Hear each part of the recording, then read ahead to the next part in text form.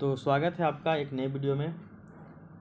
जैसा कि आपको पता है, हम लोग ग्रुप सी में नई आर्थिक नीति यानी कि न्यू इकोनॉमिक पॉलिसी, जिसको हम लोग आर्थिक सुधार भी कहते हैं, इस टॉपिक को स्टार्ट किए थे और इसका ये क्लास नंबर 6 है।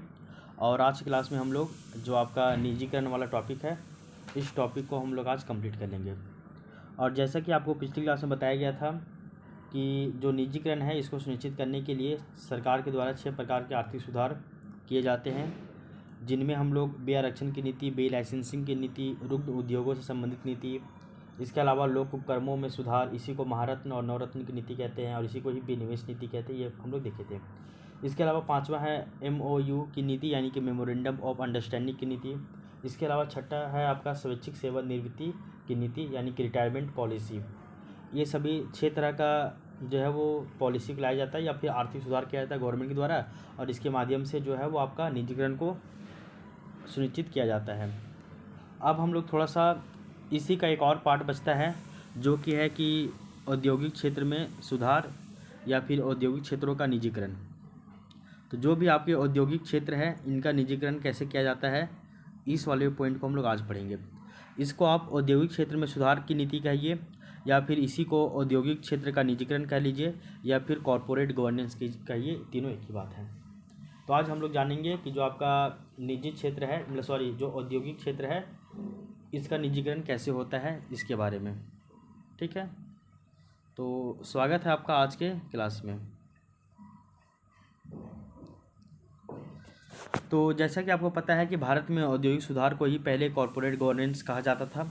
तो भारत में जो पहले औद्योगिक सुधार होता था, यानी कि आपका इंडस्ट्रियल रिफॉर्म, इसी को ही कॉरपोरेट गवर्नेंस के नाम से जाना जाता है। ठीक है, कॉरपोरेट गवर्नेंस के नाम से इसको जाना जाता था। भारत में कॉरपोरेट गवर्नेंस का जो है प्रारंभ वो 1997 और 1998 ईस्वी में किया गया था। तो भारत में कॉरपोरेट गवर्नेंस का जो प्रारंभ है वो 1997-98 में किया गया था। और कॉरपोरेट गवर्नेंस का सीधा अर्थ ये होता है कि औद्योगिक क्षेत्र में सुधार करना।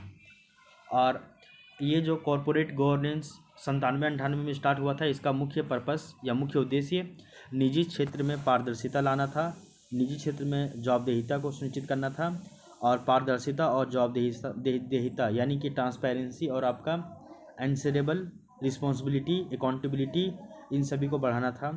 और इसके माध्यम से निवेश को एवं कर्मचारियों की हितों की जो है वो रक्षा किया जा सका था।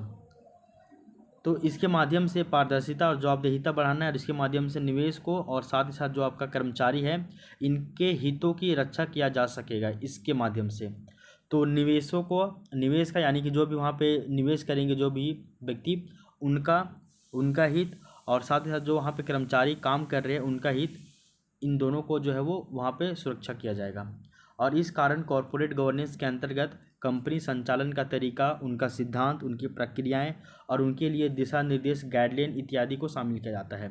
तो जब कभी भी आप सुनिएगा कॉरपोरेट गवर्नेंस, तो कॉरपोरेट गवर्नेंस का सीधा सा अर्थ ये होगा कि कोई भी उद्योग है, कोई भी कंपनी है, उस कंपनी का संचालन कैसे होगा, उसका संचालन करने का तरीका कैसे होगा, उसका सिद्धांत क्या है, उस कंपनी का लाभ कमाना है कि लोक कल्याणकारी कार्य करना है, या इसके अलावा उसका प्रक्रिया कैसा होगा, उसका निर्देश कैसा होगा, ये सभी हम लोग कॉरपोरेट गवर्नेंस के अंतर्गत शामिल करते हैं, क्योंकि भारत में औद्योगिक सुधार जो है इसी को ही कॉरपोरेट गवर्नेंस कहा जाता है।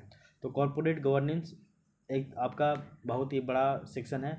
और कॉरपोरेट गवर्नेंस करना यानी कि औद्योगिक सुधार करना, और इसके माध्यम से हम लोग क्या करते हैं, औद्योगिक क्षेत्र में पारदर्शिता और जवाबदेहिता को लाते हैं। इससे जो भी निवेशक है, जो भी वहाँ पे इन्वेस्ट कर रहे हैं उनके, और साथ ही साथ जो भी एम्प्लॉई हैं, कर्मचारी वहाँ पे काम कर रहे हैं, इनके हितों की सुरक्षा की जा सकती है। ठीक है, आगे देख लीजिए। कॉरपोरेट गवर्नेंस में क्या क्या शामिल किया जा रहा है, तो कंपनी संचालन का तरीका, उनका सिद्धांत, उनकी प्रक्रियाएं और उनके लिए दिशा निर्देश यानी कि गाइडलाइन।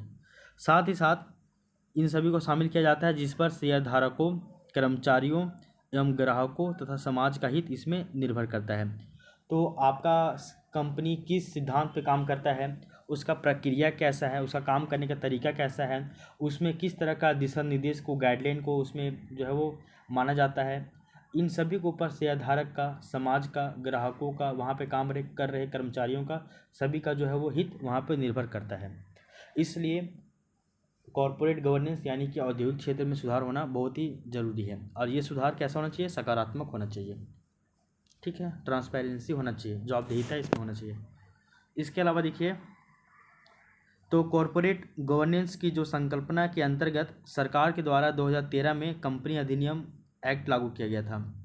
तो कॉरपोरेट गवर्नेंस की जो संकल्पना है, इसी संकल्पना के अंतर्गत क्या किया गया, यानी कि औद्योगिक सुधार के अंतर्गत ही, कॉरपोरेट गवर्नेंस के अंतर्गत ही सरकार क्या किया, कंपनी अधिनियम 2013 लाया, इसको लागू कर दिया, और जिसका मुख्य उद्देश्य था कि निजी क्षेत्र में सुशासन को स्थापित करना है। तो निजी क्षेत्र यानी कि जो आपका प्राइवेट एरिया है, प्राइवेट सेक्टर है, यहाँ पे गुड गवर्नेंस, यहाँ पे सुशासन लागू नहीं था। सुशासन को सुनिश्चित करना है, सुशासन को स्थापित करना है, तो आपको इसके लिए क्या लाया गवर्नमेंट? कंपनी अधिनियम 2013 लाया। और इस नीति के अंतर्गत सरकार के द्वारा एक कदम उठाया गया जिसको हम लोग बोलते हैं CSR। तो CSR की संकल्पना को भी सरकार के द्वारा यहाँ पे लाया गया। CSR मतलब होता है कॉरपोरेट सोशल रिस्पॉन्सिबिलिटी। तो ये जो आपका उद्योग है, कॉरपोरेट सेक्टर है, इसका सोशल क्या रिस्पॉन्सिबिलिटी है भाई? आप किसी क्षेत्र में उद्योग खोले हैं, फैक्ट्री लगाए हैं, उस फैक्ट्री में आपके यहाँ काम कर रहे वर्कर, उसके बाद वहाँ पे पॉल्यूशन होगा, तो उस क्षेत्र में रहने वाले लोग जो होंगे वो सभी ग्रसित हो जाएंगे, और आपको तो कंपनी को केवल तो लाभ मिल रहा है, कंपनी सामाजिक हित में कोई काम नहीं कर रहा है। तो इसी को ही सुधार करने के लिए इसी को सुधार करने के लिए सरकार के द्वारा कंपनी अधिनियम लाया गया 2013, जो कि कॉरपोरेट गवर्नेंस की संकल्पना के अंतर्गत ही आता है, और इसके माध्यम से निजी क्षेत्रों में सुशासन को स्थापित करने का प्रयास किया गया। और साथ ही साथ इसी नीति के अंतर्गत यानी कि कंपनी अधिनियम 2013 के अंतर्गत CSR पॉलिसी को लाया, यानी कि कॉरपोरेट सोशल रिस्पॉन्सिबिलिटी, इसकी संकल्पना जो है वो स्थापित की गई, इस नीति को लाया गया। क्लियर? आगे देख लीजिए। और ये जो संकल्पना था CSR का, वो गांधी जी के न्याय सिद्धांत पर आधारित था। यानी कि आप किसी एरिया में फैक्ट्री लगाइए, वहाँ कमाइए, लेकिन आप जो पैसा वहाँ से कमा रहे हैं, उस पैसा का जो है एक निश्चित भाग वो आप CSR के रूप में उस क्षेत्र में खर्च कीजिए। चाहे वहाँ पे आप स्वास्थ्य सुविधा बना दीजिए, इंफ्रास्ट्रक्चर का डेवलपमेंट कर दीजिए, एजुकेशन के ऊपर खर्च कीजिए, या कुछ भी आप वहाँ पे डेवलपमेंट वाला कार्य कर दीजिए। तो ये जो है वो गांधी जी का न्याय सिद्धांत पर आधारित है। CSR उस कंपनी के भागीदारों के सामूहिक हित को प्रबंधन से संबंधित संकल्पना है। तो CSR जो है वो जिस कंपनी के लिए लाया जा रहा है, मतलब हर एक कंपनी की बात की जा रही है, तो CSR जो है वो उस कंपनी के भागीदार के सामूहिक हित के प्रबंधन से संबंधित है। तो उस कंपनी में जितने भी भागीदार हैं, चाहे वो शेयर होल्डर हो, चाहे वो एम्प्लॉय हो, सभी के प्रबंधन से ये संबंधित है, सामूहिक हित का प्रबंधन से संबंधित है, सभी का प्रबंधन जुड़ा हुआ है। क्योंकि हम लोग इसकी बात करते हैं, जब हम लोग कॉरपोरेट गवर्नेंस की बात करते हैं, तो इसमें सभी चीज़ आ जाता है, कंपनी का संचालन, उनका तरीका, उनका सिद्धांत, उनका प्रक्रिया, उनका निर्देश, और इनके ऊपर शेयरधारकों का, कर्मचारियों का, ग्राहकों का और समाज का सभी का हित छिपा हुआ रहता है। आगे देख लीजिए। 2014 में सरकार के द्वारा कोटक महिंद्रा की अध्यक्षता में एक समिति का गठन किया गया था। तो 2013 में आपका कंपनी अधिनियम आया 2013 में, उसके आधार पर CSR पॉलिसी लाया गया। उसके बाद 2014 में सरकार के द्वारा कोटक महिंद्रा की अध्यक्षता में एक समिति का गठन किया गया, और ये जो कमेटी है वो अपना जो रिपोर्ट है वो 2017 में पेश करता है। 2014 में कंपनी का गठन हुआ, और 3 साल के बाद 2017 में ये कमेटी जो है वो अपना रिपोर्ट प्रस्तुत किया।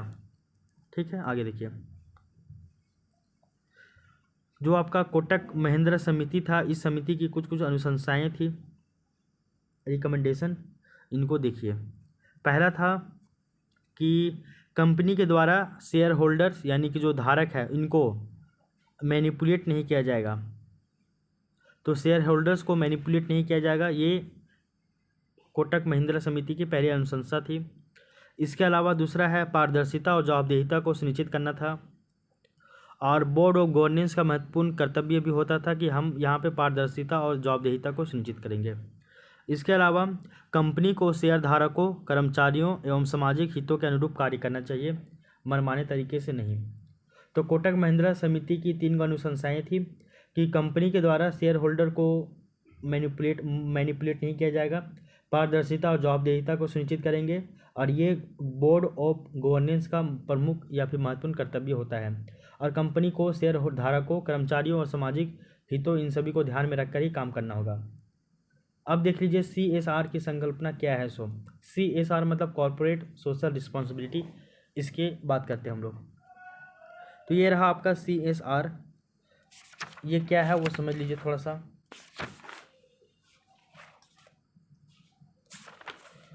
तो बताया जा रहा है कि जब किसी कंपनी का औसत वार्षिक कारोबार यानी का जो टर्नओवर है वो 1000 करोड़ से अधिक होगा और निवल संपत्ति जो है वो 500 करोड़ से अधिक होगा और शुद्ध वार्षिक आय ये 5 करोड़ से अधिक होगा, तब ऐसी स्थिति में उस कंपनी के द्वारा अपने शुद्ध लाभ का लगभग 2% सरकार के द्वारा चिन्हित गतिविधियों में व्यय करना आवश्यक हो जाएगा, जिसका मुख्य उद्देश्य सामाजिक हितों को सुरक्षा प्रदान करना है। सिंपल सी बात बोला गया है। कैसी कंपनी की बात की गई है? तो यहाँ पे 3 गो जो है वो डाटा आपका लिया गया है। वो तीनों डाटा क्या क्या है वो समझ लीजिए आप थोड़ा सा। एक तो बताया गया आपका यहाँ पे जिसका टर्नओवर कितना हो, जिसका टर्नओवर जो है वो आपका 1000 करोड़ हो। टर्नओवर कितना हो? 1000 करोड़ हो। टर्नओवर की अगर हम लोग बात करें तो ये होना चाहिए लगभग 1000 करोड़। कितना? तो 1000 करोड़ या फिर इससे ज़्यादा होना चाहिए। इसके अलावा जो निवल संपत्ति है, निवल संपत्ति यानी कि शुद्ध परिसंपत्ति यानी कि नेटवर्थ, ये जो है वो आपका नेटवर्थ कम से कम आपका 500 करोड़ से अधिक होना चाहिए। और इसके अलावा उनको जो शुद्ध वार्षिक लाभ हो रहा है यानी कि नेट प्रॉफिट जो हो रहा है प्रत्येक साल, नेट प्रॉफिट ये जो है वो आपका कम से कम 5 करोड़ से अधिक हो। तब जिस कंपनी का टर्नओवर 1000 करोड़ से ज़्यादा हो, नेट वर्थ 500 करोड़ से ज़्यादा हो और नेट प्रॉफिट साल भर में वो 5 करोड़ से ज़्यादा हो, तो ऐसे कंपनी को अपने शुद्ध लाभ का यानी कि जो उसको शुद्ध लाभ हो रहा है, नेट प्रॉफिट हो रहा है, इस शुद्ध लाभ का जो आपका 5 करोड़ है, इसका 5 करोड़ का 2% सरकार के द्वारा चिन्हित जो भी गतिविधि होगा वहाँ पे खर्च करना होगा।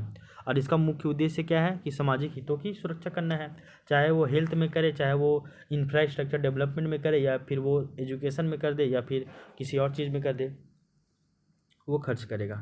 यही है आपका CSR पॉलिसी। आई होप ये लाइन आपको समझ में आ गया होगा। अब इसके आगे की चर्चा करते हैं। इन गतिविधियों में आपका आपका बालिका शिक्षा यानी कि गर्ल चाइल्ड एजुकेशन, टीकाकरण यानी कि वैक्सीनेशन, प्राथमिक स्वास्थ्य सुविधा का विकास करना, पर्यावरण संरक्षण करना, सामुदायिक अवसंरचनाओं का विकास करना इत्यादि को शामिल किया जाता है।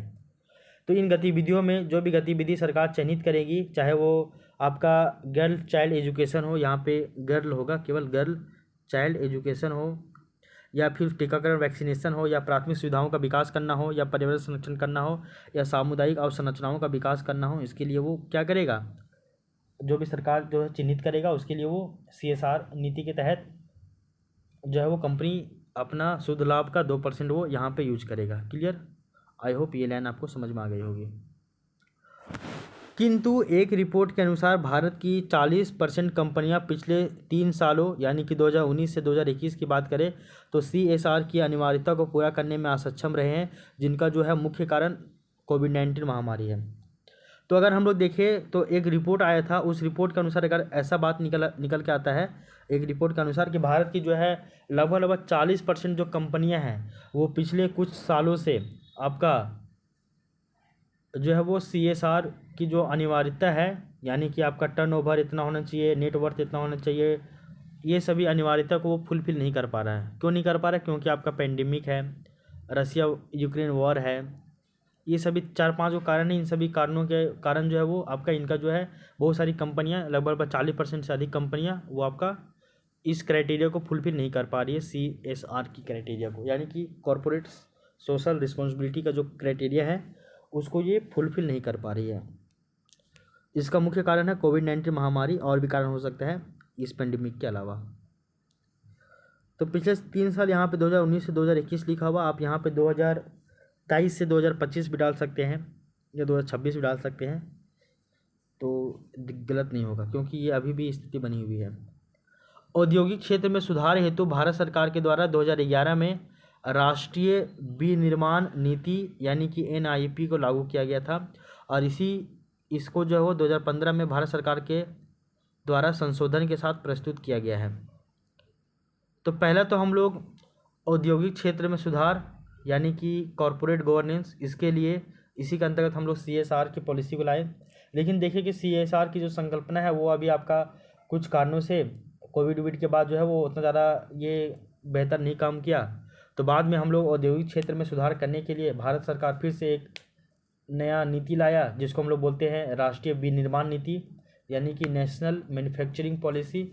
और ये आया था 2011 में भारत सरकार के द्वारा, लेकिन इसको अंततः अमेंडमेंट संशोधन वगैरह करने के बाद इसको लागू किया 2015 में। कब? तो 2015 में। क्या? तो राष्ट्रीय विनिर्माण नीति, यानी कि नेशनल मैन्युफैक्चरिंग पॉलिसी। अब हम लोग थोड़ा सा नेशनल मैन्युफैक्चरिंग पॉलिसी के बारे में देखेंगे, जो कि CSR के फेलियर के कारण ये लाया गया था। तो ये है आपका नेशनल मैन्युफैक्चरिंग पॉलिसी। तो इस पॉलिसी का उद्देश्य क्या है वो थोड़ा सा देख लीजिए, और इसको आप थोड़ा सा कनेक्ट कीजिएगा वर्तमान के साथ, क्योंकि ये हम लोग जो डाटा पढ़े 2022 का है, लेकिन हम लोग 2025 से इसको जोड़ेंगे। तो इसका एक लक्ष्य था कि विनिर्माण क्षेत्र का 2025 तक GDP में योगदान लगभग 25% तक बढ़ाना है। तो विनिर्माण क्षेत्र यानी कि मैन्युफैक्चरिंग क्षेत्र, इसका जो योगदान है, यानी कि आपका सेकेंडरी सेक्टर का जो योगदान है GDP में लगभग 25% तक बढ़ाना है। कब तक? 2025 का टारगेट दिया हुआ था। इसके अलावा बोला गया कि 2022 तक 10 करोड़ नए रोजगार को ये सृजित करना था। तो नेशनल मैन्युफैक्चरिंग पॉलिसी के अंतर्गत ही 2022 तक 10 करोड़ नए रोजगार को सृजित करना इनका लक्ष्य था। हुआ कि नहीं हुआ, आप ये इसको एक बार देखिएगा। इसके अलावा देख लीजिए, तकनीकी विकास के माध्यम से विनिर्माण निर्यात को वृद्धि करना था। तो तकनीकी विकास करना है, और इसके माध्यम से जो आपका विनिर्माण निर्यात था, एक्सपोर्ट था, इसको बढ़ाना है। चौथा पर्पस कि विनिर्माण उद्योग को बढ़ाने के लिए ट्रेनिंग और कौशल विकास अवसंरचनाओं का यहाँ पे विकास करना था। तो मैन्युफैक्चरिंग को बढ़ाने के लिए आपका ट्रेनिंग देना था लोगों को, और ट्रेनिंग के साथ साथ कौशल विकास अवसंरचनाओं का भी विकास करना था। तो ट्रेनिंग भी देना था और साथ ही साथ कौशल विकास अवसंरचनाओं का विकास करना था। 5वां नंबर पॉइंट, इसका उद्देश्य विनिर्माण के लिए नए कार्य बल को विकसित करना था। तो विनिर्माण क्षेत्र के लिए, मैन्युफैक्चरिंग एरिया के लिए जो है नए नए कार्य बलों, इनको जो है वो विकसित करना था। तो ये सभी जो है वो उद्देश्य था नेशनल मैन्युफैक्चरिंग पॉलिसी का, जो कि 2011 में आया था, लेकिन इसको संशोधित करके 2015 में सरकार द्वारा फिर लागू कर दिया गया। इसको हम लोग NIP पॉलिसी कहते हैं। क्लियर हो गया है? आगे देख लीजिए। वर्तमान समय में देखा जाए तो भारत सरकार के द्वारा NIP 2011 के अंतर्गत सितंबर 2014 में मेक इन इंडिया कार्यक्रम को प्रारंभ किया गया था। तो NIP 2011 में जो आया था, नेशनल मैन्युफैक्चरिंग पॉलिसी, तो नेचुरल मैन्युफैक्चरिंग पॉलिसी जो आया था, इसी के अंतर्गत जो है वो NIP होगा कि NMP होगा भाई? नेशनल मैन्युफैक्चरिंग पॉलिसी, तो ये आपका NMP हो जाएगा, शायद NMP होगा भाई, NIP नहीं होगा। आप एक बार चेक कर लीजिएगा कि NMP होता है कि NIP होता है, क्योंकि हम बार बार NIP बोल रहे हैं, लेकिन इसका अर्थ होता है ये क्या, नेशनल मैन्युफैक्चरिंग पॉलिसी, यानी कि NMP हो जाएगा ना फिर। तो इसको एक बार आप रीचेक कर लीजिएगा। तो जो आपका NIP, समझिए अभी हम खाली NIP बोल रहे हैं, आप इसको एक बार रीचेक करके यहाँ पे जो है वो करेक्ट कर लीजिएगा कि NIP होगा, NMP होगा, NMP होगा या फिर NIP होगा। तो बताया जा रहा है कि भारत सरकार के द्वारा NIP जो कि 2011 में आया था और इसको लागू किया था संशोधन के बाद 2015 में। इसी के अंतर्गत सितंबर 2014 में एक कार्यक्रम स्टार्ट किया गया था, जिसको हम लोग बोलते हैं मेक इन इंडिया कार्यक्रम, ठीक ना। और इसी मेक इन इंडिया कार्यक्रम स्टार्ट किया गया था, जिसको वर्तमान समय में आत्मनिर्भर भारत प्रोग्राम भी कहा जाता है। तो ये जो आपका मेक इन इंडिया प्रोग्राम है, तो इसी मेक इन इंडिया प्रोग्राम को वर्तमान समय में हम लोग आत्मनिर्भर भारत प्रोग्राम भी कहते हैं। तो आत्मनिर्भर भारत प्रोग्राम इसी को कहते हैं मेक इन इंडिया। क्लियर हो गया? तो हमेशा याद रखिएगा कि NIP 2011 के अंतर्गत ही हम लोग सितंबर 2014 में मेक इन इंडिया प्रोग्राम को स्टार्ट किए थे, जिसको वर्तमान में आपका आत्मनिर्भर भारत प्रोग्राम कहते हैं। अब हम लोग इसको पढ़ते हैं। तो मेक इन इंडिया प्रोग्राम क्या है वो देख लीजिए। Make in India, make in India का शाब्दिक अर्थ होता है कि भारत में विनिर्माण होता है। तो मेक इन इंडिया का शाब्दिक अर्थ कि भारत में विनिर्माण ये होता है। तो हम लोगों को क्या करना है, चीज़ों को मैन्युफैक्चरिंग कहाँ करना है, भारत में करना है। तो भारत में विनिर्माण, यही आपका मेक इन इंडिया का शाब्दिक अर्थ होता है। दूसरे शब्दों में कहा जाए तो इस कार्यक्रम का मुख्य उद्देश्य है कि भारत को मैन्युफैक्चरिंग हब बनाना है, यानी कि विनिर्माण हब बनाना है। तो यहाँ पे सभी चीज़ों का विनिर्माण होगा भारत में। तो मेक इन इंडिया का एक सिंपल सा अर्थ है कि भारत में विनिर्माण, इसका अर्थ होता है। दूसरे शब्दों में कहा जाए तो इस कार्यक्रम का मुख्य उद्देश्य यही है कि भारत को मैन्युफैक्चरिंग हब बनाना है। ठीक है, ये बहुत ही बढ़िया विशेषता है मेक इन इंडिया का। आई होप ये लाइन आपको समझ में आ गया होगा। अब इसके बाद हम लोग चलते हैं नेक्स्ट पॉइंट की तरफ, जो कि है आपका मेक इन इंडिया की विशेषताएं। मेक इन इंडिया यानी कि मैन्युफैक्चरिंग हब बनाना है भारत को, भारत में विनिर्माण, यही आपका मेक इन इंडिया है। इसका विशेषता देखिए, तो बोला जा रहा है कि इस कार्यक्रम के अंतर्गत सरकार के द्वारा स्पेशल पॉलिसी फोकस के अंतर्गत 25 उद्योगों को चिन्हित किया गया है। तो सरकार क्या किया है, मेक इन इंडिया के अंतर्गत क्या किया है, स्पेशल पॉलिसी फोकस, यानी कि कुछ कुछ स्पेशल एरिया है वहाँ पे पॉलिसी बना के उसके ऊपर ज़्यादा फोकस किया जाएगा, इसको बोलते हैं स्पेशल पॉलिसी फोकस। इसके अंतर्गत 25 गो इंडस्ट्री को, 25 गो उद्योग को जो है वो सिलेक्ट किया गया है कि यहाँ पे ज़्यादा फोकस करना है, जिनमें से 20 उद्योगों की प्रकृति जो है वो आपका गहन श्रम पर आधारित है, यानी कि आपका लेबर इंसेंटिव, जैसे कि आपका वस्त्र उद्योग है, चमड़ा उद्योग है, खाद्य प्रसंस्करण उद्योग है, इसकी ऐसा है। क्लियर। तो मेक इन इंडिया का सबसे बेहतर, इसका सबसे बढ़िया विशेषता ये है कि इसमें जो भी बेस्ट एरियाज है, मतलब जो जो उद्योग में ज़्यादा गहन आपका श्रम बल है, जहाँ पे ज़्यादा लोग काम करते हैं, उन एरिया को ज़्यादा डेवलप करना है। और जहाँ से कम रोजगार उत्पन्न हो रहा है उनके ऊपर थोड़ा सा ध्यान देना है, लेकिन उसको थोड़ा सा हल्का सा कम ध्यान देना है। क्लियर। तो ये हो गया। तो मेक इन इंडिया के अंतर्गत सरकार के द्वारा स्पेशल पॉलिसी फोकस के अंतर्गत लोग लगभग 25 गो इंडस्ट्री को यहाँ पे सिलेक्ट किया गया है। अब देख लीजिए स्पेशल पॉलिसी फोकस क्या है, जो कि सस्ता ऋण, आसान ऋण की सुविधा प्रदान करना। तो स्पेशल पॉलिसी फोकस यानी कि उसके ऊपर स्पेशल ध्यान देगा, वहाँ पे आपको सस्ता ऋण देगा, एकदम पूरा सस्ता लोन देगा, आसान ऋण की सुविधा प्रदान करेगा, एकदम कोई झंझट ही नहीं है। अगर आप इस इंडस्ट्री में काम करते हैं तो इसके लिए आपको तुरंत लोन मिल जाएगा, इसका इंटरेस्ट रेट भी कम ही रहेगा। और इसी के लिए जो है वो आपका ease of doing business policy फिर आया था। तो जो आपका स्पेशल पॉलिसी फोकस है, इसी के लिए ही बाद में फिर हम लोग ease of doing business policy लाए थे। तो इसको भी आप यहाँ से कनेक्ट कीजिएगा। तो स्पेशल पॉलिसी फोकस, इसके अंतर्गत क्या किया जाता है कि सस्ता लोन दिया जाता है, आसान लोन दिया जाता है, और आपका ब्याज का दर भी कम रहता है। और इसी के लिए गवर्नमेंट फिर जो है वो आपका ईज ऑफ डूइंग बिजनेस ये पॉलिसी लाता है। ठीक है।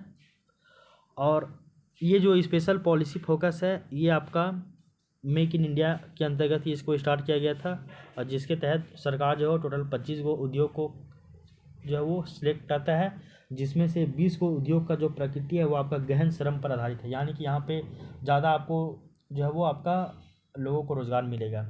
एग्जाम्पल के लिए जैसे कि वस्त्र उद्योग में ज़्यादा लोग काम करते हैं, चमड़ा उद्योग में, खाद्य प्रसंस्करण उद्योग में, फूड प्रोसेसिंग जो सेक्टर है, इंडस्ट्री है, यहाँ पे लोग बहुत अधिक मात्रा में काम करते हैं। अगर आप इन लोग के ऊपर ज़्यादा ध्यान दीजिएगा तो आपके देश में जो है वो रोज़गार विहीन समृद्धि नहीं होगा। जॉबलेस ग्रोथ की जो समस्या है इसमें निजात पाने में आप जो है वो कामयाब हो पाइएगा। और स्पेशल पॉलिसी फोकस इसको इसी के लिए ही, इसी के अंतर्गत ही हम लोग ease of doing business policy लाए थे। वो क्या है वो आप पढ़िएगा खुद से और उसको यहाँ पे कनेक्ट कर लीजिएगा। तो पहला विशेषता ये है मेक इन इंडिया का, यहाँ पे स्पेशल पॉलिसी फोकस इसमें ध्यान दिया गया है, तो स्पेशल पॉलिसी फोकस किया गया है। दूसरा विशेषता है कि इस कार्यक्रम के अंतर्गत सरकार के द्वारा 22 राष्ट्रीय निवेश एवं विनिर्माण क्षेत्र इसकी स्थापना की गई है। तो राष्ट्रीय निवेश एवं विनिर्माण क्षेत्र यानी कि नेशनल इन्वेस्टमेंट मैन्युफैक्चरिंग जोन, तो नेशनल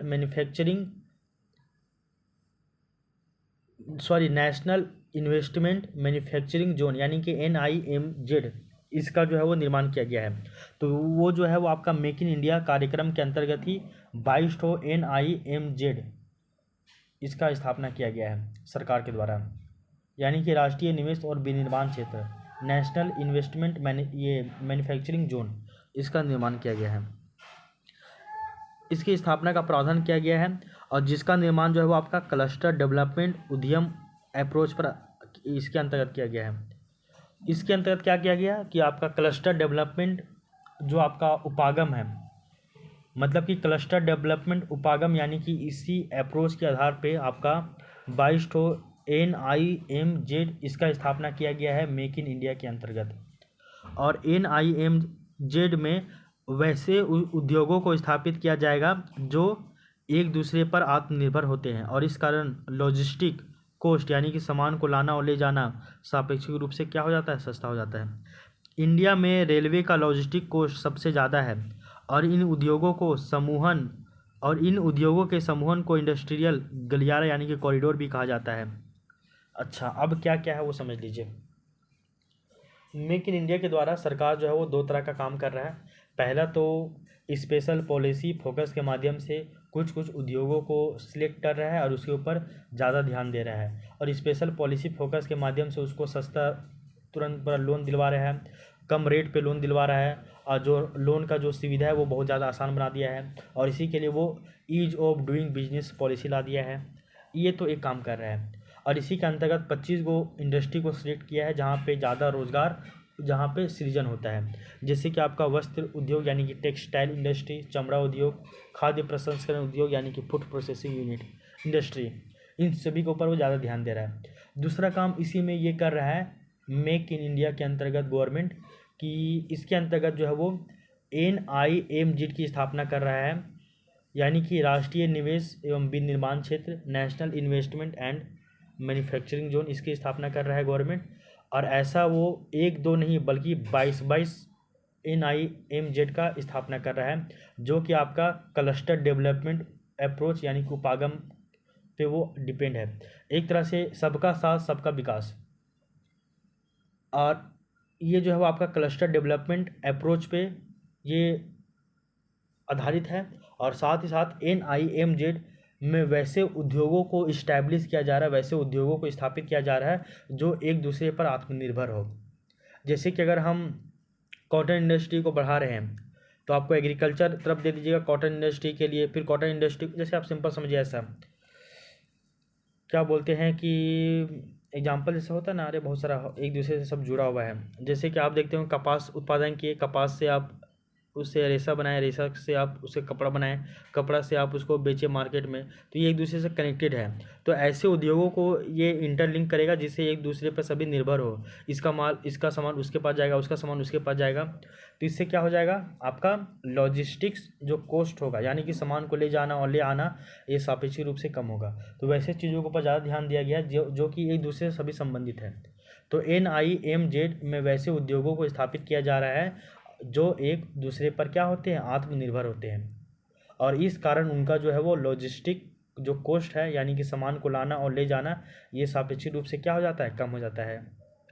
और हम लोग देखते हैं कि भारत में अगर इंडिया में देखा जाए तो रेलवे का जो आपका लॉजिस्टिक कॉस्ट है वो सबसे ज़्यादा है। रेलवे का जो लॉजिस्टिक कॉस्ट है वो क्या है, सबसे ज़्यादा है।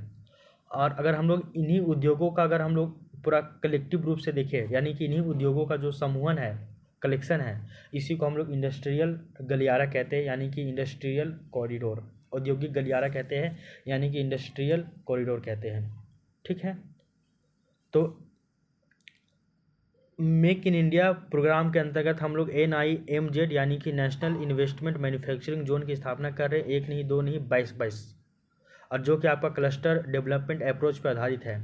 और NIMZ में वैसे उद्योगों को इस्टेब्लिश किया जा रहा है जो उद्योग एक दूसरे पर आत्मनिर्भर होते हैं। ऐसे में क्या होता है, उनका लॉजिस्टिक कॉस्ट जो है वो कम हो जाता है, सामान को ले जाना और ले आना ये कम हो जाता है, सस्ता हो जाता है।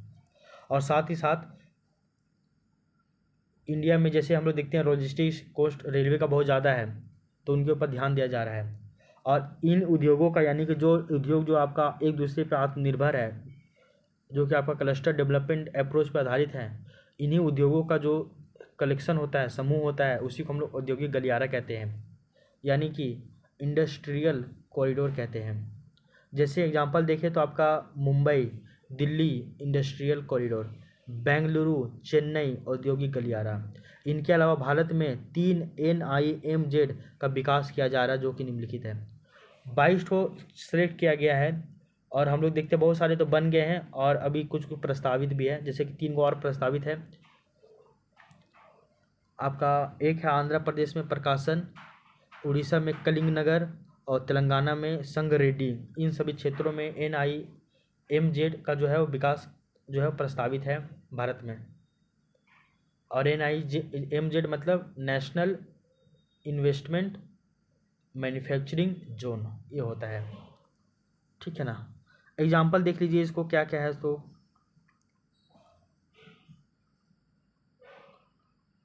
रोड बना तो औद्योगिक गलियारा हुआ, कॉम्प्लेक्स बना तो NIMZ हुआ, देन 22 बनाना और 22 सबको आपस में जोड़ देना, यही आपका इंडस्ट्रियल कॉरिडोर है। देखिए ये जो सरकार जो है वो क्या बना रहा है, रोड बना रहा है, तो वो औद्योगिक गलियारा हो रहा है एक तरह से, मतलब रोड बना रहा है ना सरकार, रोड बना रहा है, कॉम्प्लेक्स बना रहा है। ये आप नहीं समझिए, हटा दीजिए, इतना समझ लीजिए कि सभी को आपस में जोड़ देना, सभी इंडस्ट्री को जो एक दूसरे के ऊपर आत्मनिर्भर है, सभी इंडस्ट्री को आपस में एक दूसरे से जोड़ना क्लस्टर डेवलपमेंट अप्रोच के आधार पे, यही आपका इंडस्ट्रियल डेवलपमेंट है, ठीक है ना। सरकार रोड बना रहा है और रोड के किनारे किनारे जो है वो आपका क्लस्टर डेवलपमेंट कर रहा है, जिसके किनारे किनारे छोटे छोटे उद्योग लगा दे रहा है, सभी उद्योग जो है एक दूसरे से जुड़े हुए हैं, वही आपका औद्योगिक गलियारा निकल रहा है। ये 20-20 मतलब sorry 20-20 kilometre, 100-100 kilometre, 200-200 kilometre, 500-500 kilometre देखिएगा तो पूरा आपका औद्योगिक क्षेत्र ही है, पूरा औद्योगिक गलियारा है, इसी को बोलते हैं इंडस्ट्रियल कॉरिडोर। पूरा हर जगह में आपका क्या है, इंडस्ट्री छोटे छोटे छोटे छोटे छोटे छोटे, ये इससे जुड़ा हुआ है, ये इससे जुड़ा हुआ है, ऐसे करके सभी जुड़े हुए हैं आपस में। तो ये आपका क्या हो गया, औद्योगिक गलियारा हो गया। इसको और भी बेहतर स्तर पे हम लोग समझेंगे, थोड़ा बहुत आगे मिलेगा। तो यहाँ पे थोड़ा थोड़ा इसको हिंट किया जा रहा है केवल, तो आप थोड़ा थोड़ा इसको समझ लीजिए, ठीक है। यहाँ तक समझ में आ गया ये बातें आपको। अब आगे देख लीजिए, ये जो आपका NIMZ है, यानी कि राष्ट्रीय निवेश और विनिर्माण क्षेत्र, इसका विशेषता क्या है वो देख लीजिए, इसकी विशेषताएं क्या क्या है। तो राज्य सरकार के द्वारा 5,000 हेक्टेयर भूमि उपलब्ध कराई जाएगी। तो NIMZ इसको बनाने के लिए, इसको पूरा करने के लिए, इसको सुनिश्चित करने के लिए जो स्टेट गवर्नमेंट है वो लगभग 5,000 हेक्टेयर भूमि वो प्रदान करेगा सेंट्रल गवर्नमेंट को, और जिसका 30% भूमि विनिर्माण क्षेत्र के विकास हेतु आरक्षित रखा जाएगा। और इन क्षेत्रों के विकास हेतु परियोजना लागत 20% केंद्र सरकार के द्वारा वित्तीय सहायता के रूप में प्रदान किया जाएगा। तो ये भी याद रख लीजिएगा। तो NIMZ के अंतर्गत बताया गया कि राज्य सरकार जो है, राज्य सरकार के द्वारा 5,000 हेक्टेयर भूमि जो है वो उपलब्ध करवाएगा, और जिसका 30% जो है भूमि 5,000, इसके लिए राज्य जो है वो स्टेट गवर्नमेंट जो है क्या करेगा, 5,000 हेक्टेयर भूमि उपलब्ध करवाएगा, और 5,000 हेक्टेयर भूमि का लगभग 30% केवल विनिर्माण क्षेत्र के विकास हेतु आरक्षित कर दिया जाएगा, कि यहाँ पे केवल आपका विनिर्माण क्षेत्र बनेगा 20, ये आपका 30% भूमि पे। और इन क्षेत्रों के विकास के लिए परियोजना लागत का जो 20% है वो आपका केंद्र सरकार के द्वारा वित्तीय सहायता के रूप में प्रदान किया जाएगा। तो इन क्षेत्रों में जो आपका विकास परियोजना है, इसको सुनिश्चित करने के लिए सेंट्रल गवर्नमेंट 20% योगदान देगा, और बाकी बात जो है वो 80% आपको राज्य सरकार उठाएगा खर्च, इसका फायदा भी तो होगा राज्य सरकार को ना। तो ये 2 ठो मेक इन इंडिया का विशेषता है। पहला विशेषता आपको स्पेशल पॉलिसी फोकस के माध्यम से क्या करना है, गहन श्रम वाले जो उद्योग है उनको और भी ज़्यादा बढ़ाना है। और दूसरा है आपका कि NIMZ इसकी स्थापना करना है, और NIMZ जो है वो आपका क्लस्टर डेवलपमेंट अप्रोच पे आधारित होगा, जिसके माध्यम से इंडस्ट्रियल कॉरिडोर इसको इस्टेब्लिश करना है। फिर NIMZ का विशेषता देख लिया हम लोग। अब देखते हैं थर्ड विशेषता है मेक इन इंडिया का, और वो है आपका वियाबिलिटी गैप फंडिंग, यानी कि आपका व्यवहार्यता अनुदान योजना। तो वायबिलिटी गैप फंडिंग यानी कि व्यवहार्यता अनुदान योजना, ये भी मेक इन इंडिया का एक प्रमुख विशेषता है। और इसके अंतर्गत जो है वो आपका, इस योजना के अंतर्गत जो क्या किया जाता है कि PPP मॉडल के अंतर्गत प्रारंभ किए गए प्रोजेक्ट में केंद्र सरकार और राज्य सरकार के बीच कुल प्रोजेक्ट राशि का एक निश्चित प्रतिशत फंड अनुदान के रूप में व्यय किया जाता है। और भारत सरकार के द्वारा 2017 में राष्ट्रीय राजमार्गों के, यानी कि नेशनल जो आपके हाईवे हैं, उसके विकास के लिए लगभग 78,000 करोड़ रुपये का अनुदान देने की घोषणा की गई है। रोड बना तो उसके किनारे NIMZ बनेगा ना, इसके लिए। क्या बोला गया देख लीजिए आप। इसका एक और विशेषता है कि आपका विएबिलिटी गैप फंडिंग, जिसको हम लोग बोलते हैं व्यवहार्यता अनुदान योजना, इसके अंतर्गत जो बोला जाता है कि मेक इन इंडिया जो योजना है, प्रोग्राम है, इसके अंतर्गत पीपीपी मॉडल पे यानी कि पब्लिक प्राइवेट पार्टनरशिप मॉडल के तहत इसको जो वो स्टार्ट किया जाएगा। और उसके तहत जो भी प्रोजेक्ट स्टार्ट होगा उसमें केंद्र सरकार का भी और राज्य सरकार का भी, दोनों का जो है वो आपस में पैसा निश्चित राशि जो है वो बांट दिया जाएगा कि इतना पैसा केंद्र लगाएगा, इतना पैसा जो है वो आपका राज्य लगाएगा। क्लियर।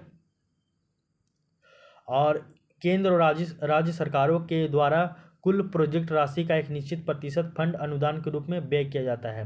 यानी कि बोला गया कि इस प्रोजेक्ट को पूरा करने के लिए 100 करोड़ रुपये लगेगा। 100 करोड़ में इतना पैसा, कुछ पैसा केंद्र देगा, कुछ पैसा राज्य देगा, ये डिसाइड कर लिया जाता है विएबिलिटी गैप फंडिंग के द्वारा। और उसके बाद जो है वो कुछ पैसा ग्रांट के रूप में जो है वो खर्च किया जाता है। और भारत सरकार के द्वारा 2017 में ही जो आपका राष्ट्रीय राजमार्ग है, इसके विकास के लिए लगभग 78,000 करोड़ रुपये रेलवे विकास हेतु और 1.5 लाख करोड़ रुपये का अनुदान देने की घोषणा की गई थी। अच्छा, ये भी समझ लीजिए आप, हम लोग बोलते हैं ना कि बजट से पहले आपका अनुदान बजट आता है कि आपको देखिए जो प्रोजेक्ट हम स्टार्ट कर रहे हैं वो उस प्रोजेक्ट को पूरा करने में हमको इतना पैसा चाहिए, 100 करोड़ रुपये चाहिए, लेकिन वो अभी जो है वो प्रक्रिया पास नहीं हुआ है तो हमको 100 करोड़ रुपया नहीं मिला है। लेकिन हमको स्टार्टिंग का जो छोटा मोटा काम है उसके लिए कम से कम थोड़ा बहुत तो हमको पैसा दीजिए अनुदान के रूप में। तो कुछ तो पैसा दे दीजिए हमको अनुदान के रूप में, थोड़ा बहुत भी। तो उसी को हम लोग बोलते हैं कि उसी को बोलते हैं विएबिलिटी गैप फंडिंग, यानी कि कुछ पैसा अपना जो है वो खर्च करने के लिए अनुदान के रूप में व्यय किया जाता है, अनुदान के रूप में दिया जाता है केंद्र सरकार के द्वारा। तो भारत सरकार के द्वारा अब हाल फिलहाल में ही 2017 में ही राष्ट्रीय राजमार्गों के विकास के लिए जो परियोजना था, उस परियोजना के लिए जितना पैसा निर्धारित किया होगा उतना पैसा पूरा नहीं मिला, लेकिन 78,000 करोड़ रुपये जो है वो रेलवे विकास के लिए 78,000 करोड़ रुपये में एवं तो अच्छा ठीक है, ठीक। तो इसी तरह क्या हुआ कि 2017 में भारत सरकार क्या किया, राष्ट्रीय राजमार्गों के विकास के लिए 78,000 करोड़ रुपये दिया और रेलवे विकास के लिए 1.5 लाख करोड़ रुपये दिया अनुदान के रूप में। ठीक है ना, तो इसको भी आप याद रख लीजिएगा एगो डाटा। 2017 में रेलवे विकास के लिए 1.5 लाख करोड़ रुपये और राष्ट्रीय राजमार्गों के विकास के लिए 78,000 करोड़ रुपये अनुदान देने की घोषणा किया था आपका सेंट्रल गवर्नमेंट। और रोड बनेगा उसके किनारे हम लोग NIMZ यानी कि नेशनल इन्वेस्टमेंट मैन्युफैक्चरिंग जोन बनाना है। इसके अलावा मेक इन इंडिया का और भी लाभ देख लीजिए, मतलब इसका विशेषता। तो बोला जा रहा है कि मेक इन इंडिया कार्यक्रम के अंतर्गत निर्यात प्रोत्साहन हेतु विनिर्माण क्षेत्रों, जो से विनिर्माण क्षेत्र किसको बोलते हैं, इंडस्ट्री को बोलते हैं ना, तो विनिर्माण क्षेत्रों के विकास के लिए पैकेज प्रोग्राम को लागू किया गया है। तो मेक इन इंडिया प्रोग्राम के अंतर्गत ही हम लोग जो निर्यात है, तो निर्यात को प्रोत्साहन करने के लिए विनिर्माण क्षेत्रों के विकास के लिए हम लोग एक पैकेज प्रोग्राम जो है वो लागू किए हैं। और इसके अंतर्गत कुछ विनिर्माण उद्योगों को तकनीकी विकास हेतु एक निश्चित राशि जो है वो अनुदान के रूप में दी जाएगी, ताकि अंतर्राष्ट्रीय बाजार में इन उद्योगों का जो है प्रतिस्पर्धी बनाया जा सके। जैसे कि आपका सूती वस्त्र उद्योग, इसके लिए कुछ ना कुछ आपका राशि दिया जाएगा और उस राशि का जो यूज़ केवल और केवल तकनीकी विकास में किया जाएगा। नए नए मशीन लाएंगे, नए नए डिजाइनिंग मशीन लाएंगे, नए नए आधुनिकीकरण वाला मशीन लाया जाएगा, जिससे क्या होगा इंटरनेशनल मार्केट में वो भी कम्पीट कर पाएगा, मतलब उसका जो कंपटीशन है वो आपका वहाँ पे कंपटीशन को वो झेल पाएगा, अदरवाइज वो तो झेल ही नहीं पाएगा ना। तो ये इसका एक बहुत ही बढ़िया योजना है इसके अंतर्गत, मेक इन इंडिया के अंतर्गत। तो ये बोला गया कि मेक इन इंडिया कार्यक्रम के अंतर्गत निर्यात प्रोत्साहन करने के लिए विनिर्माण क्षेत्रों के विकास के लिए एक पैकेज प्रोग्राम को लागू किया जाता है और उसी पैकेज प्रोग्राम के अंतर्गत विनिर्माण क्षेत्रों में केवल तकनीकी विकास करने के लिए एक निश्चित राशि जो है वो अनुदान के रूप में दे दी जाती है। ठीक है ना, ताकि आप बढ़िया से वो विनिर्माण कीजिए, उत्पादन कीजिए और आप उसको अंतर्राष्ट्रीय बाजार में उसको बेच सकें। अगर आपका गुणवत्ता होगा तो आप बढ़िया कर ही पाएंगे। इन कार्यक्रमों के अंतर्गत MSME क्षेत्रों से संबंधित उद्योगों के लिए नॉन सिक्योर लोन, जिसका गारंटी नहीं होता है, उसका जिम्मेदारी कौन लेगा, गवर्नमेंट लेता है। तो MSME क्षेत्रों के लिए यानी कि माइक्रो स्मॉल मीडियम इंटरप्राइजेस, सूक्ष्म और लघु मध्यम उद्योग जो है, इसके लिए मतलब इससे संबंधित जितने भी उद्योग होगा जिसके लिए कोई भी नॉन सिक्योर्ड लोन है, जिसका गारंटर कोई भी नहीं रहता है, उसका गारंटी कौन लेगा? सरकार लेगा। तो आप एमएसएमई क्षेत्रों को भी लोन दीजिए, ठीक है ना। ऐसे वो गवर्नमेंट करता है व्यवस्था। तो तो इस कार्यक्रम के अंतर्गत यानी कि आपका मेक इन इंडिया कार्यक्रम जो है, इसके अंतर्गत हम लोग एमएसएमई क्षेत्रों से संबंधित जो भी उद्योग है, उन उद्योगों के लिए जो आपका नॉन सिक्योर्ड लोन है, यानी कि जिसका गारंटी कोई नहीं होता है, उसका गारंटी गवर्नमेंट लेगा और आपका उन उद्योगों को नॉन सिक्योर्ड लोन देने की व्यवस्था किया गया है। और ऐसे लोन की जो गारंटी है वो सरकार के द्वारा लिया जाता है। किंतु नॉन सिक्योर्ड लोन की जो व्यवस्था है वो आपका जीरो इफेक्ट जीरो डिफेक्ट नीति के अंतर्गत किया गया है। यहाँ जीरो इफेक्ट का शाब्दिक अर्थ है कि पर्यावरणीय दृष्टिकोण से वो शुद्ध उत्पाद होना चाहिए, और वहीं जीरो डिफेक्ट यानी कि इसका अर्थ होता है गुणात्मक रूप से वो बेहतर उत्पाद होना चाहिए। क्लियर? आई होप ये वाला लाइन आपको समझ में आया होगा। क्या बोले वो समझ लीजिए आप कि मेक इन इंडिया कार्यक्रम के अंतर्गत जो आपका एमएसएमई सेक्टर है, एमएसएमई सेक्टर से संबंधित जितना भी उद्योग है, उनको नॉन सिक्योर्ड लोन देने की व्यवस्था किया गया है गवर्नमेंट के द्वारा। और नॉन सिक्योर लोन इसका मतलब होता है कि इसका गारंटी कौन लेगा? सरकार लेगा।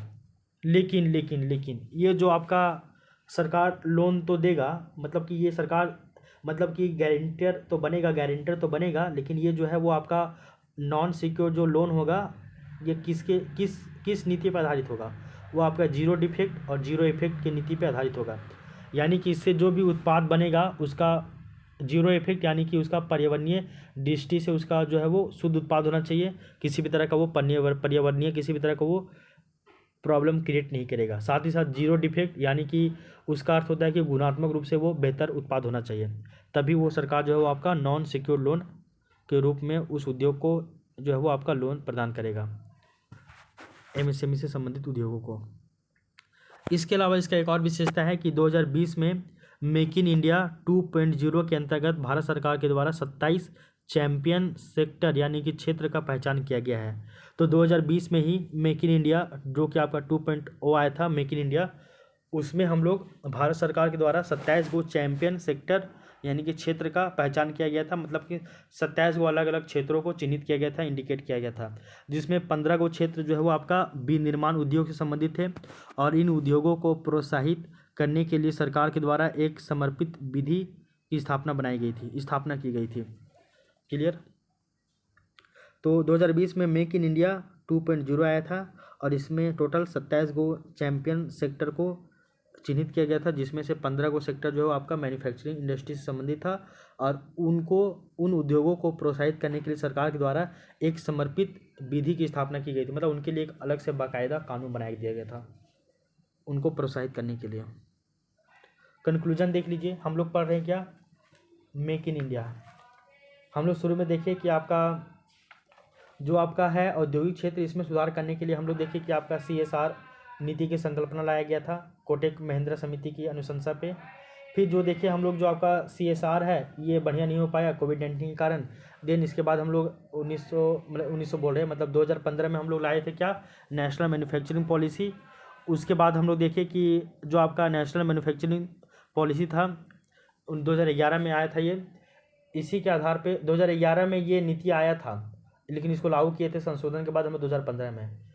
फिर इसी के अंतर्गत हम लोग मेक इन इंडिया स्टार्ट किए थे। फिर हम लोग मेक इन इंडिया के बारे में देखे, फिर मेक इन इंडिया का विशेषता देखे 4-5 गो, उसको डिटेल से। अब हम लोग कंक्लूजन देखते हैं कि आखिर कंक्लूजन क्या है ओवरऑल इतना बात करने के बाद। तो बोला जा रहा है कि भारत में मेक इन इंडिया को सफल बनाने हेतु भारत सरकार के द्वारा मेक फॉर इंडिया यानी कि भारत के लिए बनाओ, इसको प्रोत्साहित किया जा रहा है। मेक इन इंडिया का हम लोग शाब्दिक अर्थ पढ़े थे कि भारत में विनिर्माण यानी कि भारत को मैन्युफैक्चरिंग हब बनाना था। लेकिन कंक्लूजन देखें तो भारत में मेक इन इंडिया को सफल बनाना है तो आपको मेक फॉर इंडिया यानी कि भारत के लिए बनाओ, या ना कि विदेशों के लिए, दूसरे देशों के लिए बेचने के लिए नहीं, भारत में उसको उपयोग करने के लिए बनाओ, भारत के लिए बनाओ। तो मेक इन इंडिया को अगर आपको सफल करना है तो मेक फॉर इंडिया इसको सफल करना है, इसको प्रोत्साहित करना चाहिए। साथ ही साथ अनुसंधान एवं विकास तथा नवाचार वृद्धि हेतु थिंक इन इंडिया एवं थिंक फॉर इंडिया जैसे कार्यक्रमों को भी प्रारंभ किया जाना चाहिए। तो आपको धीरे धीरे क्या करना चाहिए, मेक इन इंडिया को फुलफिल करने के लिए, इसको सक्सेस करने के लिए मेक फॉर इंडिया इसको प्रोत्साहित करना चाहिए। साथ ही साथ आप अनुसंधान, रिसर्च एंड डेवलपमेंट इसको बढ़ाइए, इनोवेशन बढ़ाइए। इन सभी में वृद्धि करने के लिए थिंक इन इंडिया यानी कि भारत में सोचो और थिंक फॉर इंडिया यानी कि भारत के लिए सोचो जैसे कार्यक्रमों को भी प्रारंभ करना चाहिए। क्लियर, ये सब याद रख लीजिएगा। Make in India, make for India, think in India, think for India, इन सभी कार्यक्रमों को प्रारंभ करना चाहिए। और इस कारण भारत सरकार के द्वारा 2021 में आत्मनिर्भर भारत कार्यक्रम को प्रारंभ किया गया था। फिर हम लोग क्या देखते हैं, make in India, make for India, think in India, think for India, इन सभी कार्यक्रम को स्टार्ट करना चाहिए। और फिर हम लोग देखें कि 2021 में भारत सरकार के द्वारा आत्मनिर्भर भारत कार्यक्रम को स्टार्ट किया गया था और ये भी बहुत ही महत्वाकांक्षी योजना है। तो भारत सरकार के द्वारा आत्मनिर्भर भारत कार्यक्रम को 2021 में स्टार्ट किया गया था, जिसमें लगभग औद्योगिक विकास के सभी पहलुओं जैसे कि make in India, make for India, think in India, think for India, इन सभी को शामिल किया जाता है। तो आत्मनिर्भर भारत में सभी को शामिल कर लिए हम लोग। और आत्मनिर्भर भारत बहुत ज़्यादा महत्वाकांक्षी योजना है। यहाँ तो सर अभी आपको आधा पेज में समझा देंगे थोड़ा सा इसका, लेकिन इन सभी के ऊपर डिटेल से एक एक क्वेश्चन बनाया जा सकता है। तो आप जो है वो make in India, make for India, फिर आपका startup India, stand up India, आत्मनिर्भर भारत कार्यक्रम, इन सभी को आप डिटेल से खुद अपने स्तर पे पढ़िएगा, क्योंकि ये सभी अगर नहीं लिखिएगा तो आप फिर क्या पढ़ रहे हैं, इकोनॉमिक रिफॉर्म। तो हम लोग फिर 2021 में आत्मनिर्भर भारत कार्यक्रम लाए और इसको हम लोग बोलते हैं वोकल फॉर लोकल। क्या बोलते हैं इसको हम लोग, वोकल फॉर लोकल, यानी कि मेक फॉर इंडिया मतलब भारत के लिए बनाओ, वोकल फॉर लोकल, और इसी को हम लोग बोलते हैं मेक फॉर इंडिया, आत्मनिर्भर भारत कार्यक्रम को, एक स्लोगन है इसमें। तो अब हम लोग देखते हैं आत्मनिर्भर भारत कार्यक्रम का इसका क्या उद्देश्य था, उस उद्देश्य को देखें। तो बोला जा रहा है कि गुणवत्ता युक्त वस्तुओं एवं सेवाओं के उत्पादन को प्रोत्साहित करके आयात निर्भरता को कम करना है। तो गुणवत्ता युक्त यानी कि एकदम क्वालिटी वाला गुड्स एंड सर्विसेज का उत्पादन करना है, इनको प्रोत्साहित करना है।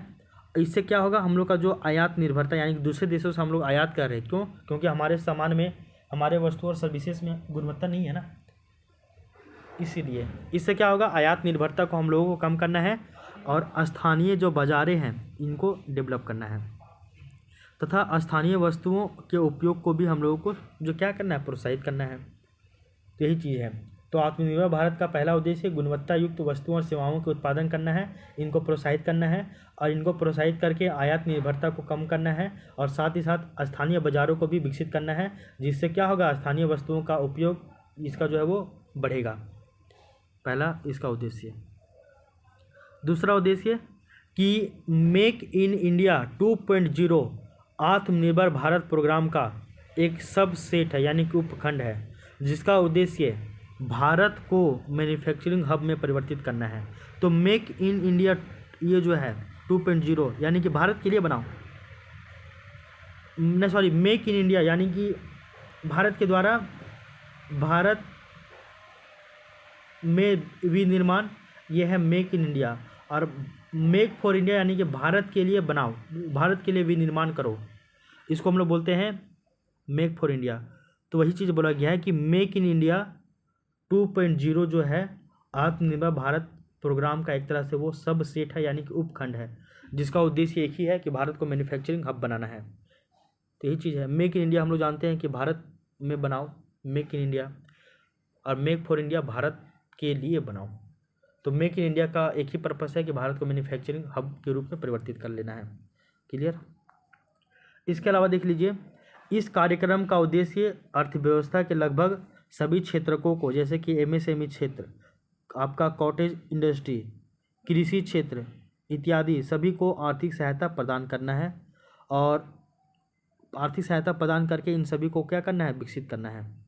इसके अलावा वहीं दूसरी ओर मध्यम वर्ग एवं गरीब वर्ग को सशक्त बनाकर भारत को बड़े बाजार में परिवर्तित कर लेना है। तो ये आत्मनिर्भर भारत कार्यक्रम जो है, इसका एक उद्देश्य ये भी है कि इसके द्वारा हम लोग क्या करेंगे, अर्थव्यवस्था के लगभग सभी क्षेत्रों के ऊपर विशेष ध्यान देंगे।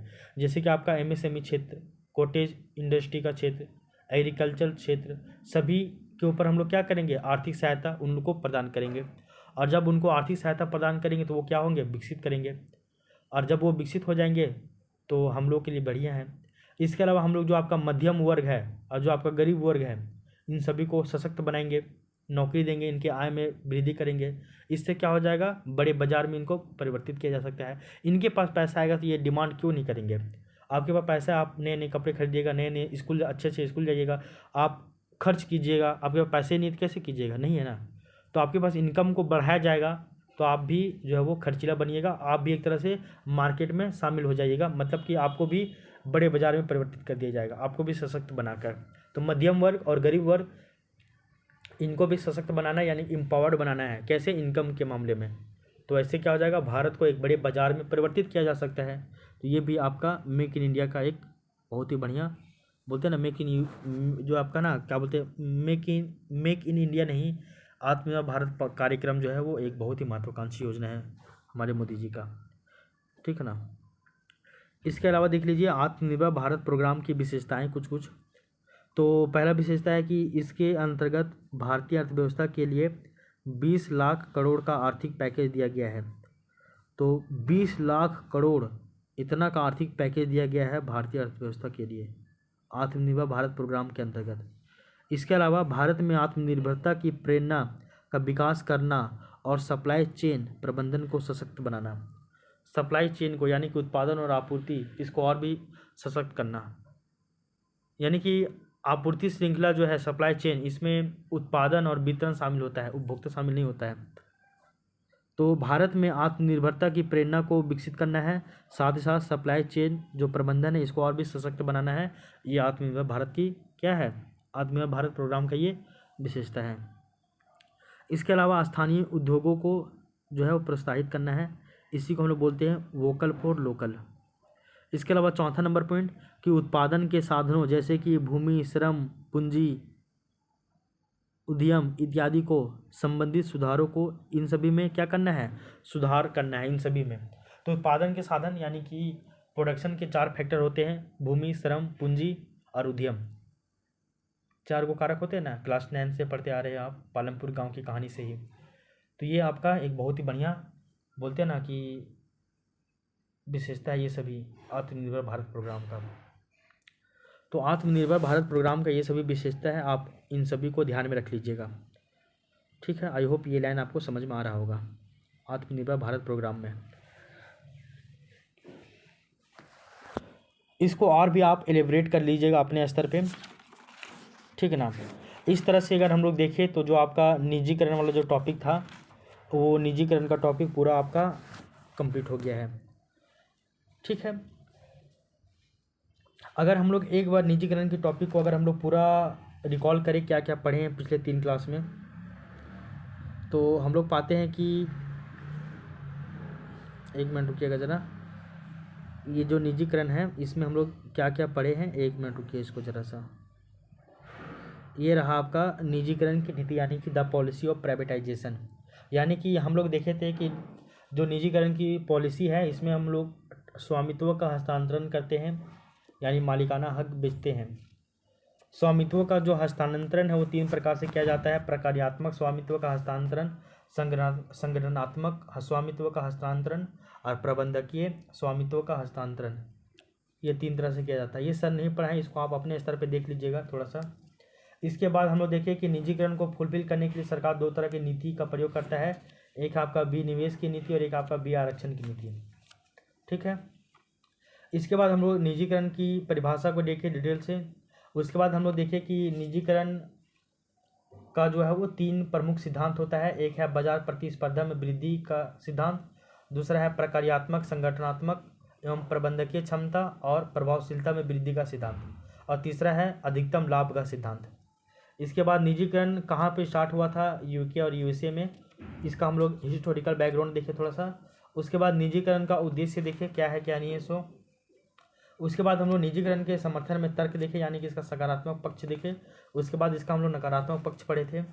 उसके बाद अगर हम लोग देखें तो हम लोग देखे थे कि जो आपका निजीकरण है, निजीकरण को सुनिश्चित करने के लिए सरकार के द्वारा 6 प्रकार के आर्थिक सुधार इसको अपनाया जाता है, जैसे कि बी आरक्षण की नीति, बी लाइसेंसिंग की नीति, दुग्ध उद्योगों से संबंधित नीति, फिर आपका है लोक उपक्रमों में सुधार की नीति, इसी में आपका महारत्न और नवरत्न की नीति को पढ़ते हैं और इसी में हम लोग विनिवेश की नीति को भी पढ़ते हैं। इसके अलावा पाँचवा हो जाएगा आपका MOU की नीति, छठा आपका स्वैच्छिक सेवानिवृत्ति की नीति। इन सभी को हम लोग डिटेल से एक एक करके पढ़ें। ठीक है, यहाँ तक कि हम लोग बात किए थे। इसी में हम लोग देखे थे कि जो आपका रुग्ण उद्योगों है इससे संबंधित नीति के लिए हम लोग देखे थे कि कैसे आपका सिक्का एक्ट आया और कैसे आपका औद्योगिक एवं पुनर्गठन बोर्ड प्रबंधकीय सुधार लाया, यानी कि औद्योगिक और पुनर्गठन बोर्ड इसकी स्थापना की गई थी।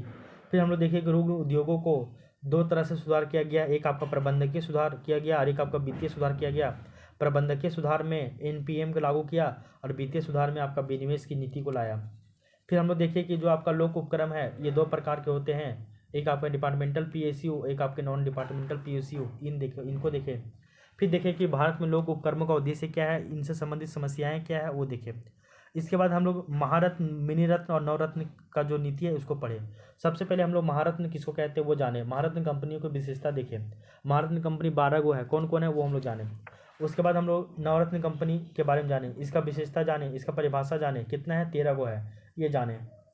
फिर हम लोग देखें कि नवरत्न कंपनी मानने के लिए सरकार के द्वारा 6 तरह का मापदंड दिया जाता है, वो कौन कौन है वो देखें। उसके बाद नवरत्न कंपनी की विशेषता देखें। उसके बाद हम लोग मिनी रत्न कंपनी पढ़े जो कि टोटल 74 है। फिर मिनी रत्न कंपनी श्रेणी 1 देखें, फिर मिनी रत्न कंपनी श्रेणी 2 देखें। उसके बाद हम लोग देखें कि जो आपका महारत्न, मिनी रत्न और नवरत्न है इसका क्या विशेषता है, विशेषता देखें, यानी इसका सकारात्मक पक्ष देखें। फिर इसका कमियाँ देखें, नकारात्मक पक्ष देखें। फिर हम लोग देखें कि निजीकरण को लागू करने के लिए सरकार 2 तरह का काम जो कर रहा था, प्रबंधकीय सुधार और एक आपका वित्तीय सुधार। प्रबंधकीय सुधार में आपका NPM आता है और वित्तीय सुधार में आपका विनिवेश आता है। तो विनिवेश हम लोग पढ़े कि विनिवेश नीति क्या होती है, उसको डिटेल से पढ़े। फिर हम लोग देखें कि 26% तक IPO अगर बेचा आम जनता को तो उसको बोलते हैं हम लोग इक्विटी विनिवेश। 26 से 49% बेचा तो उसको बोलते हैं स्ट्रेटेजी माइनॉरिटी विनिवेश। फिर अगर 50% तक अगर हिस्सेदारी बेच दिया तो उसको बोलते हैं स्ट्रेटेजी मेजोरिटी विनिवेश। 100% तक कोई भी कंपनी अपना IP जो है वो शेयर नहीं बेच सकता है, ये जाने। फिर हम लोग देखें कि विनिवेश का लाभ क्या है, इसका उद्देश्य क्या वो जाने। फिर विनिवेश का जो लाभ देखें वो विनिवेश की जो है नीति कैसे किया जाता है, किन किन विधियों के द्वारा किया जाता है वो सभी समझे। फिर हम लोग आज की क्लास में हम लोग देखें कि जो औद्योगिक क्षेत्र है इसमें सुधार की नीति कैसी है कैसी नहीं उसको जाने।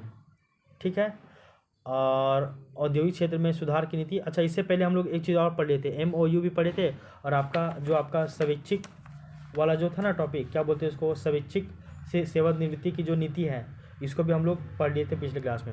उसके बाद आज के क्लास में हम लोग औद्योगिक क्षेत्र में सुधार की नीति इसको स्टार्ट किए थे, यानी कि औद्योगिक क्षेत्रों का निजीकरण कैसे किया जाता है, यानी कि इसको हम लोग बोलते हैं कॉर्पोरेट गवर्नेंस, ये जाने। फिर हम लोग देखें कि कॉर्पोरेट गवर्नेंस के अंतर्गत ही हम लोग कोटक महिंद्रा समिति के अनुशंसा पर CSR की संकल्पना लाए। फिर देखिए कि CSR जो है वो कोविड-19 महामारी के कारण वो सही से काम नहीं कर पाया। देन हम लोग नेशनल मैन्युफैक्चरिंग पॉलिसी लाए 2015 में। फिर इसी पॉलिसी के अंतर्गत हम लोग 2014 में 2011 में आपका आया था नेशनल पॉलिसी मैन्युफैक्चरिंग पॉलिसी 2011 में, और इसको संशोधन करके 2015 में लागू किया। और हम लोग नेशनल मैन्युफैक्चरिंग पॉलिसी जो कि 2011 में आया था उसकी संकल्पना, उसी संकल्पना पे हम लोग 2014 में किए। फिर हम लोग देखिए मेक इन इंडिया कार्यक्रम जो है वो इसका अलग अलग विशेषता देखे, ये आपका जो है स्पेशल पॉलिसी फोकस। फिर हम लोग NIMZ की विशेषता देखे। उसके बाद हम लोग देखें कि आपका वायबिलिटी गैप फंडिंग ये देखे। फिर आपका मेक इन इंडिया ये देखे। फिर आपका मेक फॉर इंडिया ये सभी के बारे में देखे। फिर आपका जो MSME सेक्टर को ये नॉन सिक्योर लोन प्रदान करता है उनके बारे में हम लोग पढ़े। फिर हम लोग देखें कि MSME नहीं, मतलब जो आपका मेक इन इंडिया है, मेक इन इंडिया में आपका make in India, make for India, think in India, think for India, इन सभी कार्यक्रमों को फुलफिल करने के लिए सरकार अंततः 2021 में आत्मनिर्भर भारत कार्यक्रम लाता है जिसको वोकल फॉर लोकल कहते हैं। फिर आपका आत्मनिर्भर भारत कार्यक्रम को हम लोग देखें ये क्या है क्या नहीं है, सो इसका उद्देश्य देखें। फिर हम लोग आत्मनिर्भर भारत प्रोग्राम का हम लोग विशेषता देखें क्या है क्या नहीं है, सो फिर इसके बाद देखें तो आपका जो निजीकरण वाला जो टॉपिक था वो पूरी तरीके से आपका निजीकरण कंप्लीट हो गया, तो प्राइवेटाइजेशन कंप्लीट हो गया। अब हम लोग कल की क्लास में वैश्वीकरण स्टार्ट करेंगे, यानी कि ग्लोबलाइजेशन स्टार्ट करेंगे। 2 क्लास में वो टॉपिक कंप्लीट हो जाएगा। उसके बाद एक क्लास और लेंगे जिसमें हम लोग LPG से संबंधित जितना भी स्कीम है, जितना भी पॉलिसी, जितना भी प्रोग्राम था उनको हम लोग एक बार रिकॉल कर लेंगे। रिकॉल क्या, हम लोग एक जो है संबंधित नए नए जो फैक्ट है 2025 तक जो भी स्कीम आया है सभी को हम लोग देख लेंगे। तो इस क्लास को यहीं तक रहने देते हैं, अब मिलते हैं नेक्स्ट वीडियो में। तो तब तक के लिए thank you, take care, bye bye, आपका दिन शुभ हो।